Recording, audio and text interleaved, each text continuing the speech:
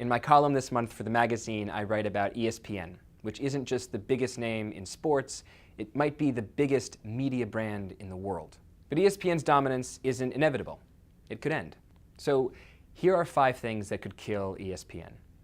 1. Fox Sports 1.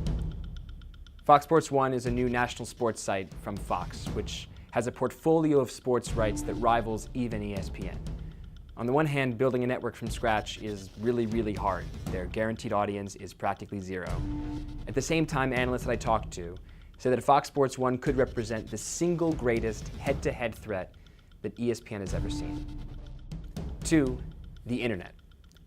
If the web is the future of media, then the future cannot be an ESPN monopoly. There are simply too many national sports sites that compete on its turf. You have the Bleacher Report, and CBS Sports, and Fox Sports, and SB Nation, Sports Illustrated, Deadspin. It's just too crowded a field for ESPN to seamlessly translate its dominance from TV onto the web. 3. Cord cutters, cord nevers, and other direct threats to the cable bundle.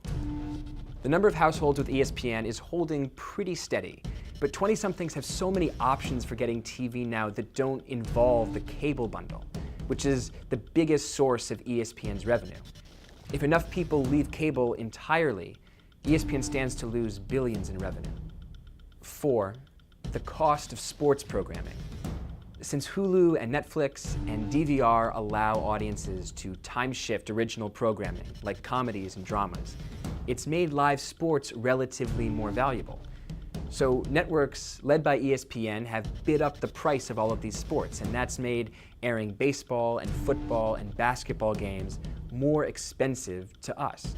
By some estimates, sports now accounts for half the total cost of TV programming. So you can imagine if sports costs keep doing this and median incomes keep doing this, there could come a breaking point where families can no longer afford to buy the entire cable bundle. And 5, ESPN itself. Not just its role in driving up the cost of sports, but the broader threat that any company this dominant and valuable can get consumed by its own success, that it stops investing in new media and technologies, that its personality-driven shows drive viewers away, or that SportsCenter, its flagship, somehow begins to feel kind of stale.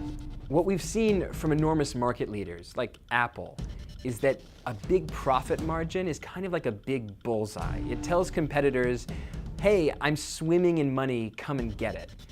ESPN has worked really hard to become the most dominant name in sports and the most valuable media brand in the world. But now comes the hard part, defending it.